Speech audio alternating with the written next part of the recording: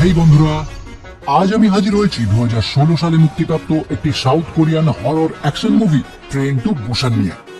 খুবই কম সময়ের মধ্যে উঠে আসা দক্ষিণ কোরিয়ান মুভি ইন্ডাস্ট্রি এখন হলিউডের সাথে টিক্কা দিচ্ছে এই রকম মুভিগুলির কারণে। টান টান উত্তেজনার মুভি দেখতে যারা পছন্দ করেন তারা নিঃসন্দেহে এই মুভিটি একবার হলেও দেখতে পারেন। আমি বলছি একটুও নিরাশ হবেন না। যদিও এটি একটি জম্বি বেস মুভি, তবু মুভিটি দেখার সময় আপনারা প্রত্যেকটি মুহূর্তে বুঝতে পারবেন থ্রিল কাকে বলে, ইমোশন কাকে বলে। কারণ উত্তেজনার বশে আপনাদের প্রত্যেকটি সময় মনে হবে এরপর কি হবে, এরপর কি হবে। আবার এই মুভি দেখতে দেখতেই হঠাৎ কখন আপনার নিজের অজান্তেই চোখে জল চলে আসবে, আপনি নিজেই বুঝতে পারবেন না। তাহলে আর বেশি কথা না বাড়িয়ে যাওয়া যাক মূল গল্পের দিকে। শুরুতেই আমরা দেখতে পাই একটি টোল বুথের কাছে একটি গাড়িকে থামিয়ে স্যানিটাইজ করা হচ্ছে। ড্রাইভার কারণ জানতে চাইলে সেখানে থাকা কর্মীগুলি তাকে জানায় সামনের একটি বায়োটেক প্ল্যান্টে লিকেজ হয়েছে, যে কারণেই এই এলাকাটি স্যানিটাইজ করা হচ্ছে। এই কথা শোনার পর ড্রাইভার সন্তুষ্ট না হয়ে নিজেই বলতে থাকে নিশ্চয়ই বড় কিছু হয়েছে, না হলে কোনোদিনই এইরকম ভাবে গাড়ি স্যানিটাইজ করা হতো না। এনিওয়ে, এরপর ওই ড্রাইভার সেখান থেকে তার গাড়ি নিয়ে চলে যাওয়ার টাইমে তার একটি ফোন কল আসায় ওই ফোন রিসিভ করতে গিয়েই তার অলক্ষ্যে তার গাড়ির তলায় চাপা পড়ে যায়। এইবার সে যখন চেক করার জন্য নিচে নামে, সে দেখতে পায় একটি হরিণ তার গাড়ির তলায় চাপা পড়ে মারা গেছে। ফলে এই স্থানে সে আর সময় নষ্ট না করে গাড়ি নিয়ে এগিয়ে যায়। কিন্তু এখানেই আমরা দেখতে পাই ওই হরিণটি আশ্চর্য রকমের অঙ্গভঙ্গি করতে করতে পুনরায় উঠে দাঁড়িয়েছে। এমনকি তার চোখের কালার অন্য হরিণের থেকে অনেকটাই আলাদা, যেটা দেখে সাধারণ যে কোনো মানুষেরই মনে হবে এটা কোনো নর্মাল হরিণ না। আসলে এই হরিণটি একটি বিশেষ ভাইরাসে আক্রান্ত। যাই হোক, এখান থেকে সিন শিফট হয় আর আমরা পরিচিত হই এই মুভির মেন চরিত্র শিওক উর সাথে।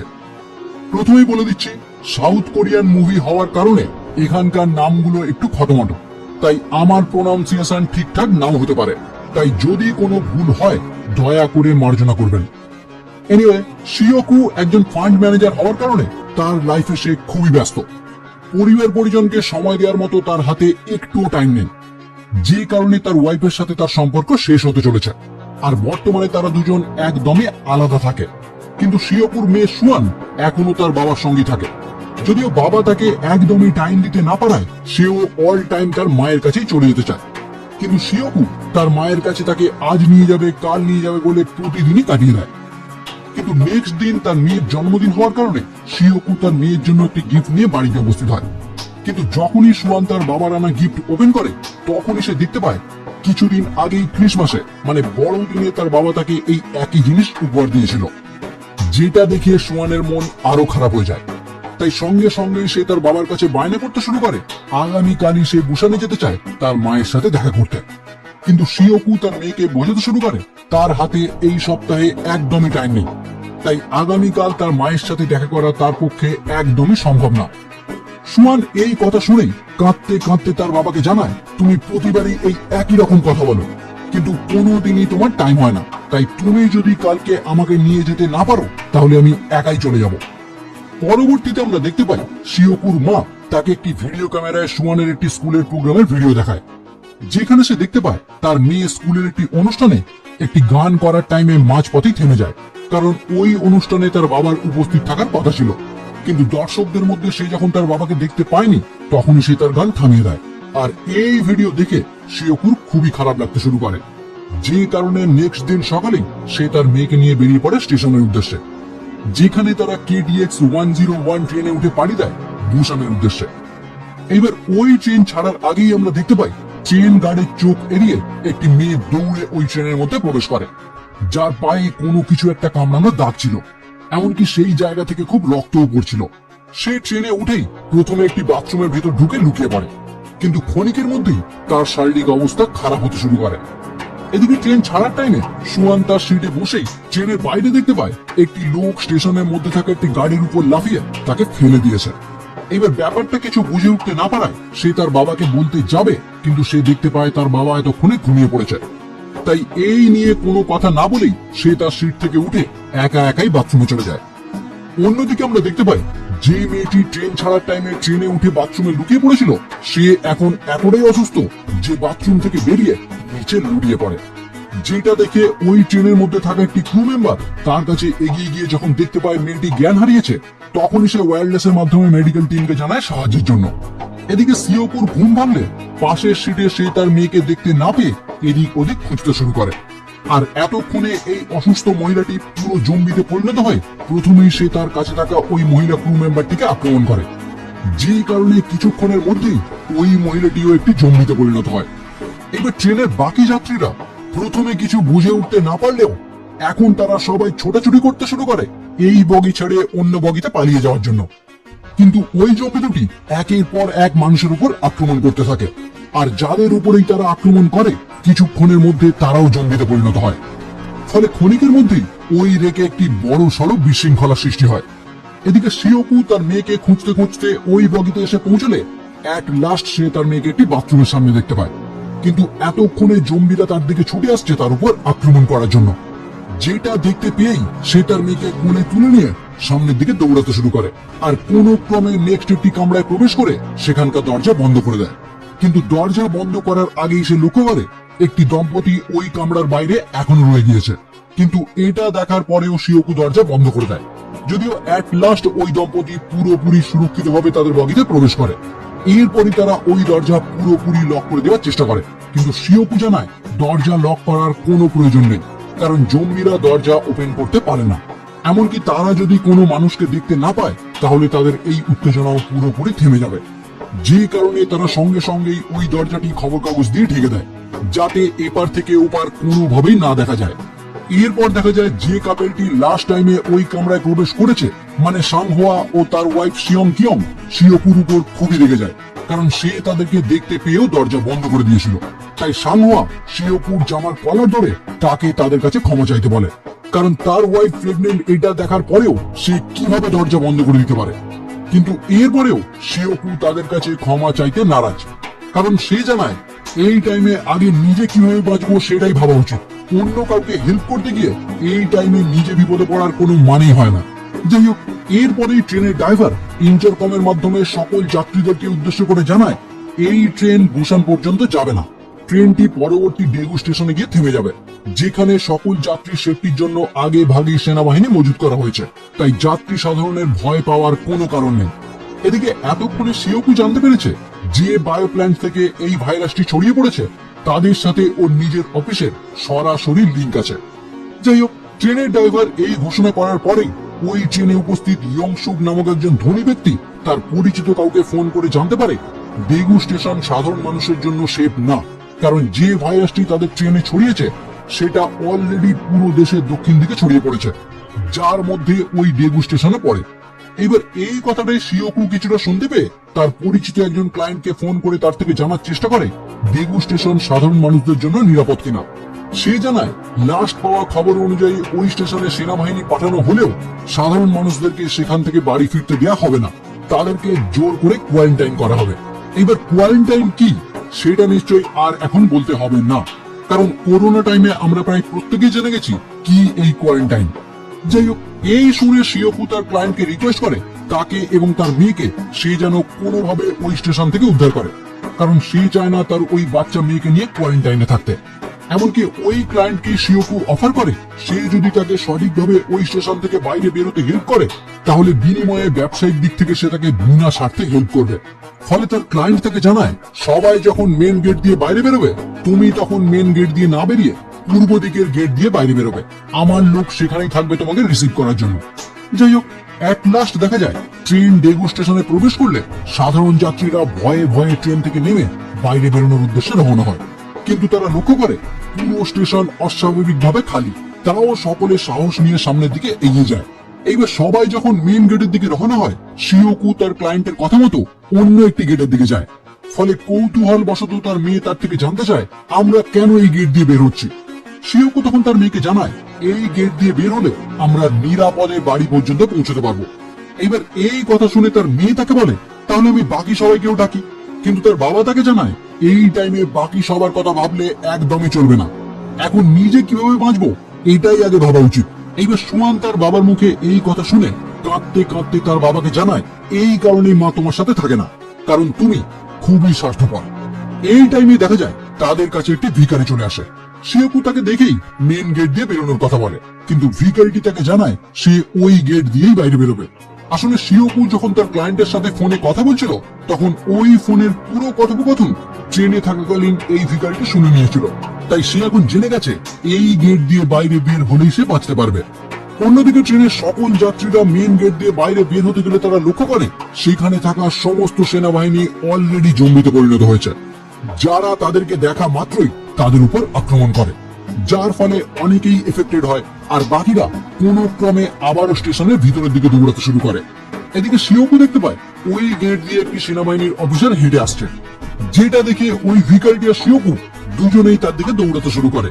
কিন্তু কিছুক্ষণের মধ্যেই তারা দেখতে পায় ওই অফিসারের পিছনে পুরো সেনাবাহিনীর দল চলে এসেছে, যারা অলরেডি জম্বিতে পরিণত হয়েছে।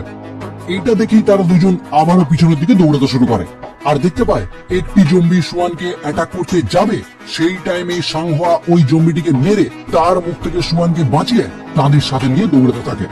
এদিকে ইয়ংসুক নামক সেই ধনী ব্যক্তি সবার আগে ট্রেন পর্যন্ত পৌঁছে ট্রেনের ড্রাইভারকে বলতে থাকে, আমরা কেন দেরি করছি, আমাদেরকে এখনই ট্রেন নিয়ে বুসানের উদ্দেশ্যে পাড়ি দেওয়া উচিত, কারণ বাকিদের জন্য ওয়েট করতে গেলে আমরা সকলেই মারা যাব। ফলে ড্রাইভারও তার কথা শুনে ট্রেন চালু করার জন্য বেরিয়ে পড়ে। অন্যদিকে আমরা দেখতে পাই স্টেশনের ভিতরের একটি কাঁচের গেট বন্ধ করার চেষ্টা করছে সাংহোয়া ও শিওকু, যাতে জম্বিগুলিকে আটকে রাখা যায় আর বাকি যাত্রীরা সেই টাইমের মধ্যে যেন ট্রেন পর্যন্ত পৌঁছতে পারে। ওই ট্রেনে কিছু বেসবল টিম যাত্রা করছিল, যাদের অর্ধেকের বেশি অলরেডি প্রথম দিকে জম্বিতে পরিণত হয়েছে। কিন্তু বেঁচে থাকা বাকিরা যখন ওই স্টেশন থেকে ছুটতে শুরু করে ট্রেন ধরার উদ্দেশ্যে, তখনই কিছু জম্বি ওই টিমের কয়েকজনের উপর আক্রমণ করে। ফলে ওই টিমের একটি মেম্বার এই দৃশ্য দেখে পুরোপুরি হতবাক হয়ে যায়, কিন্তু শিওকু এসে তাকে সামলে নিয়ে ছুটতে শুরু করে, কারণ এতক্ষণে ট্রেন ছেড়ে দিয়েছে। তাই বেঁচে থাকা প্রায় সকলেই একে অপরের থেকে আলাদা হয়ে যায়। শিওকুর মেয়ে সুয়ান, সাংহোয়ার প্রেগনেন্ট ওয়াইফ সিয়ং কিয়ং, একটি বয়স্ক ভদ্র মহিলা আর ওই পাগলটি একটি বগিতে ওঠে, যেখানে আগে থেকেই জম্বিতে ভর্তি। তাই তারা বাঁচার আর কোনো রাস্তা না দেখতে পেয়ে সকলে মিলে একটি বাথরুমের ভিতরেই আশ্রয় নেয়। এদিকে শিওকু, সাংহোয়া আর ওই বেসবল প্লেয়ারটি দৌড়াতে থাকে ট্রেন ধরার জন্য। দুজন একটি বগিতে উঠে গেলেও সাংহোয়া লাস্ট টাইমেও জম্বিদের সাথে ফাইট করতে থাকে আর প্রায় লাস্ট টাইমে শিওকুর সাহায্যে ট্রেনে উঠতে পারে। এইবার ট্রেনে উঠেই সাংহোয়া তার ওয়াইফকে কল করে জানতে পারে তারা 13 নাম্বার বগির একটি বাথরুমে আটকে আছে, যেখানে তারা খুবই বিপদে। এই টাইমে তাদের সঙ্গে থাকা ওই বেসবল প্লেয়ারটি তার গার্লফ্রেন্ডকে কল করে, যে এখনো বেঁচে ছিল। সে তাকে জানায় তারা প্রায় অনেকেই 15 নাম্বার বগিতে সেফ আছে আর তারা 3 জন রয়েছে 9 নাম্বার বগিতে। মানে এখান থেকে তাদেরকে 10, 11, 12 নাম্বার বগি টপকে 13 নাম্বার বগি থেকে বাকিদেরকে উদ্ধার করে 15 নাম্বার বগি পর্যন্ত পৌঁছতে হবে। কিন্তু 15 নাম্বার পর্যন্ত পৌঁছতে গেলে তাদেরকে বহু জম্বিদের সাথে লড়াই করে তবেই পৌঁছতে হবে। কিন্তু যেহেতু 13 নাম্বার বগিতে সকলেই বিপদের মধ্যে রয়েছে, তাই আর কোনো রাস্তা না থাকায় তারা 3 জনই তৈরি হয়ে যায় জম্বিদের সাথে লড়াই করে এগিয়ে যাওয়ার জন্য। এরই মধ্যে বেসবল প্লেয়ারটি তার গার্লফ্রেন্ডকে মেসেজ লিখে দেয় তারা খুব তাড়াতাড়ি তাদের কাছে আসছে। কিন্তু সেখানে থাকা সেই ধনী ব্যক্তি এই খবর শুনে খুবই রেগে যায় আর বলে তারা যে এতগুলি কামড়া পেরিয়ে এখানে আসবে, এর মধ্যে যে তারা এফেক্টেড হবে না তার কি গ্যারান্টি আছে। এনিওয়ে, এদিকে এতক্ষণে শিওকু, সাংহোয়া আর ওই বেসবল প্লেয়ারটি 3 জন মিলে এক এক করে জম্বিদের সাথে লড়াই করতে করতে সামনের দিকে এগোতে থাকে। আর এরই মধ্যে ওই ট্রেনটি একটি টানেলের ভিতর প্রবেশ করলে ট্রেনটি পুরোপুরি অন্ধকার হয়ে যায়। আর এখানেই তারা লক্ষ্য করে জম্বিরা পুরো অন্ধকারে কিছুই দেখতে পায় না, শুধুমাত্র যেদিকে তারা সাউন্ড শুনতে পায় সেদিকেই ছুটে যায়। এবার এইটা জানতে পারার পরেই তারা এই বুদ্ধি কাজে লাগিয়েই জম্বিগুলিকে বোকা বানিয়ে পৌঁছে যায় 13 নম্বর বগিতে, যেখান থেকে তারা বাকিদেরকে উদ্ধার করে সকলে মিলে রওনা হয় 15 নম্বর বগির উদ্দেশ্যে। আর এখানেও তারা ওই অন্ধকারকে কাজে লাগিয়ে সামনের দিকে এগোতে শুরু করে। কিন্তু একটা টাইমে ট্রেন টানেল থেকে বের হলে জম্বিরা পুনরায় তাদেরকে তাড়া করতে শুরু করে। কোন ক্রমে তারা সেই কামরা থেকে অন্য একটি কামরায় পৌঁছতে পারলেও যে কামরায় যাওয়ার জন্য তারা এতগুলি বগি পেরিয়ে এলো, সেই কামরায় তারা কিছুতেই প্রবেশ করতে পারে না, কারণ ওই কামরার দরজা ভিতর থেকে সকলে মিলে বন্ধ করে রেখেছিল, যাতে এই দিক থেকে কেউ প্রবেশ করতে না পারে, কারণ তারা সকলে ভেবেছিল এরা সকলেই এফেক্টেড হবে। এদিকে যেদিক থেকে তারা এই কামরার ভিতর প্রবেশ করেছিল সেদিকের দরজাও তারা কিছুতেই লক করতে পারছিল না, কারণ অলরেডি কিছু জম্বি ওই দরজা দিয়ে মাথা ও হাত বের করে রেখেছিল। সাংহোয়া তার সমস্ত শক্তি দিয়ে দরজাটি বন্ধ করার চেষ্টা করছিল আর শিওকু ওই জম্বিগুলিকে মেরে মেরে বাইরে বের করার চেষ্টা করছিল। এদিকে দরজা খুলছে না দেখে ওই বেসবল প্লেয়ারটি তার গার্লফ্রেন্ডকে জোরে জোরে চিৎকার করে ডাকতে শুরু করে, কিন্তু ভিতরে তার গার্লফ্রেন্ডের মুখ একজন চেপে ধরে রেখেছিল যাতে সে কোনো সাড়া শব্দ না করতে পারে। এইবার সাড়া না পেয়ে সে যখন তাকে কল করে, ইয়ংসুক নামক সেই ধনী ব্যক্তিটি তার ফোনটি ভেঙে দেয়। এদিকে এতক্ষণেও দরজা খুলছে না দেখে শিওকু তাকে দরজা ভেঙে ফেলার কথা বলে, আর ওই ছেলেটি সঙ্গে সঙ্গেই তার হাতে থাকা স্টিকের মাধ্যমে দরজা ভেঙে ফেলে। কিন্তু এতক্ষণে একটি জম্বি সাংহোয়ার হাতে কামড়ে দেয়, ফলে তার আর বুঝতে বাকি থাকে না কিছুক্ষণের মধ্যে সে নিজেও জম্বিতে পরিণত হবে। তাই সে শিওকুকে রিকোয়েস্ট করে তার ওয়াইফকে নিয়ে এখান থেকে চলে যাওয়ার জন্য। সঙ্গে সে এটাও জানায় সে যেন তার ওয়াইফের খেয়াল রাখে। এইবার সকলে যখন কোনো ক্রমে ওই বগিতে প্রবেশ করে, ওই টাইমে জম্বিরা এদিকে দরজা ভেঙে ফেলে। কিন্তু সাংহোয়া নিজে জম্বিতে পরিণত হতে থাকলেও সে তার সমস্ত শক্তি দিয়ে শেষ টাইম পর্যন্ত ওই জম্বিগুলিকে আটকে রাখার চেষ্টা করে, কিন্তু তাও জম্বিরা তাকে টপকে তাদের সঙ্গে থাকা সেই বয়স্ক ভদ্র মহিলাটিকে আক্রমণ করে। কারণ বাকিরা নেক্সট কামরা পর্যন্ত পৌঁছে গেলেও সেই বয়স্ক ভদ্র মহিলাটি ওই কামরাতেই আটকে গিয়েছিল। এইবার এইসব দেখেই শিওকু ইয়ংসুককে মারতে শুরু করে আর বলে, তোমার জন্যই আজ এই দুটি লোক মারা গেল। তুমি যদি আগেই আমাদেরকে এই বগিতে ঢুকতে দিতে তাহলে এটা কিছুতেই হতো না। কিন্তু ইয়ংসুক প্ল্যান করে সবাইকে বোঝাতে থাকে এরা নিশ্চয়ই এফেক্টেড, এদেরকে আমাদের সাথে একদমই রাখা যাবে না, এদেরকে অন্য কামরায় পাঠিয়ে দেওয়া হোক, না হলে এদের কারণে আমরা সকলেই মারা যাব। এইবার ইয়ংসুকের এই কথা শুনেই সেখানে উপস্থিত ট্রেনের একটি ক্রু মেম্বার সহ প্রায় সকলেই তাদেরকে বলে, হ্যাঁ তোমরা এখানেই থাকতে পারবে না, এই কামরায় যারা নতুন এসেছে তারা সবাই আলাদা কামরায় চলে যাও। এই কথা শুনেই ওই বেসবল প্লেয়ারের গার্লফ্রেন্ড তাকে বলে, আমিও তোমাদের সাথেই পাশের কামরায় চলে যাব, আমি এদের সাথে কিছুতেই থাকবো না। পরবর্তীতে তারা সকলেই পাশের কামরায় চলে আসে, কিন্তু এদিকে যে বয়স্ক মহিলাটি ভিতরে আসতে পারলেও না, তার একটি বোন ওই কামরাতেই উপস্থিত ছিল। এবার সে মনে মনে ভাবতে শুরু করে, আজ এদের কারণেই আমার দিদি এই কামরায় আসতে পারলো না, এরা সকলেই স্বার্থপর, তাই এদের কারোর বেঁচে থাকার কোনো অধিকার নেই। আর এই সব ভেবেই সে ওই কামরার দরজাটি খুলে দেয়, ফলে জম্বিরা ভিতরে ঢুকে সবার উপর আক্রমণ করে। এর কিছুক্ষণ পরেই ট্রেন থেমে যায়, আর ড্রাইভার সকলের উদ্দেশ্যে জানায় লাইনে কিছু প্রবলেম থাকার কারণে ট্রেনটি বুসান পর্যন্ত যেতে পারবে না। সঙ্গে সে এও বলে, আমার কথা যারা বুঝতে পারছো তারা সবাই একদম বাম দিকের লাইনে চলে আসো, সেখানে আমি অন্য একটি নতুন ট্রেনের ব্যবস্থা করছি। এরপরে আমরা দেখতে পাই ইয়নসুক আর ট্রেনের ওই ক্রু মেম্বারটি এখনো মারা যায়নি, তারা দুজনে এখনো একটি বাথরুমের মধ্যে আটকে আছে। এখানে ইয়নসুক নিজে বাঁচার জন্য ওই ট্রেনের ক্রু মেম্বারটিকে জম্বিদের দিকে ধাক্কা দিয়ে নিজে ওই ট্রেন থেকে কোনো রকমের পালিয়ে যায়। অন্যদিকে বাকিদের নিয়ে শিওকু যখন ওই ট্রেন থেকে নেমে বাম দিকে যাওয়ার উদ্দেশ্যে রওনা হয়, তখনই একটি চলন্ত ট্রেন এসে তাদের পাশে থাকা একটি ট্রেনকে ধাক্কা মারে, যার ফলে ওই বেসবল প্লেয়ারটি ও তার গার্লফ্রেন্ড তাদের থেকে আলাদা হয়ে যায়। যারা বাম দিকে শেষ লাইন পর্যন্ত পৌঁছানোর জন্য একটি ট্রেনের দরজা খুলে বিপরীত দিকে যাওয়ার চেষ্টা করলে, ইয়নসুক সেখানে পৌঁছে তার গার্লফ্রেন্ডকে জম্বিদের দিকে ঠেলে দিয়ে নিজে ওই দরজাটি ভেঙে বিপরীত দিকে চলে যায়। এদিকে ওই বেসবল প্লেয়ারটি যখন দেখতে পায় তার গার্লফ্রেন্ডকে জম্বিতে কামড়ে দিয়েছে, সে তার গার্লফ্রেন্ডকে বাঁচানোর চেষ্টা করে, কিন্তু কিছুক্ষণের মধ্যেই তার গার্লফ্রেন্ডও জম্বিতে পরিণত হয়ে তাকেই আক্রমণ করে। ফলে এদের দুজনের কাহিনী এখানেই শেষ হয়। রেকর্ড করতে করতে আমি নিজেই বুঝতে পারছি আমার গলার ভয়েস থেকে থেকে খারাপ হচ্ছে, তাই দয়া করে একটু মানিয়ে নেবেন। এরপরেই আমরা দেখতে পাই শিওকু, তার মেয়ে, ওই প্রেগনেন্ট ভদ্র মহিলা আর ওই ভিকালটি অ্যাক্সিডেন্টের ফলে দুটি ট্রেনের মধ্যখানে আটকে আছে, যেখান থেকে তারা বাইরে বেরোনোর রাস্তা কোনো মতেই খুঁজে পাচ্ছে না। আর পাশের ট্রেনের জম্বিরা জানলা ভেঙে বাইরে বেরোনোর চেষ্টা করছে, যেটা দেখে শিওকু কোনো রকম ভাবে একটি ট্রেনের তলা দিয়ে বাইরে বের হতে পারলেও বাকিরা প্রথমে ভিতরেই আটকে যায়। আর সেই টাইমে একটি ট্রেনের জানলা ভেঙে জম্বিরা বাইরে বেরিয়ে পড়ে। এটা দেখে ওই ভিখারিটি নিজের প্রাণের মায়া ত্যাগ করে জম্বিগুলির দিকে এগিয়ে গিয়ে তাদেরকে আটকে রাখার চেষ্টা করে, যাতে বাকিরা বাইরে বেরিয়ে যেতে পারে। অন্যদিকে ইয়নসুক পুরো বাম দিকে পৌঁছে যখন নতুন ট্রেন ধরার জন্য দৌড়ায়, সেই টাইমে কিছু জম্বি তার উপর আক্রমণ করে। এই দৃশ্য যখন সেই ট্রেনের ড্রাইভার দেখতে পায়, তখনই সে তাকে বাঁচানোর জন্য এগিয়ে আসে, কিন্তু ইয়নসুক ওই ড্রাইভারটিকে জম্বিদের মধ্যে ফেলে রেখে নিজে ছুটে গিয়ে ট্রেনে উঠে পড়ে। এদিকে শিওকু, তার মেয়ে ও ওই ভদ্র মহিলাটি তিনজনেই ছুটতে ছুটতে কোন রকম ভাবে ওই ট্রেনের ইঞ্জিনেই এসে ওঠে, কিন্তু যে সকল জম্বিগুলি তাদের পিছনে তাড়া করছিল তারাও তাদেরকে ধরার চেষ্টায় ট্রেনের ইঞ্জিন ধরে ঝুলতে থাকে। আর একটা টাইমে জম্বির সংখ্যা এতটাই বেড়ে যায় যে ট্রেনের ইঞ্জিনের স্পিড কমতে শুরু করে। ফলে শিওকু আর কোনো রাস্তা দেখতে না পেয়ে ওই জম্বিগুলির হাতে লাঠি মেরে মেরে কোনো রকমে তাদের পিছু ছাড়ায়। এরপর যখন সে ড্রাইভার রুমে যায়, সেখানেই সে দেখতে পায় ইয়নসুক অলরেডি জম্বিতে পরিণত হয়ে ভিতরে বসে আছে, কারণ তাকেও জম্বিতে কামড়ে দিয়েছে।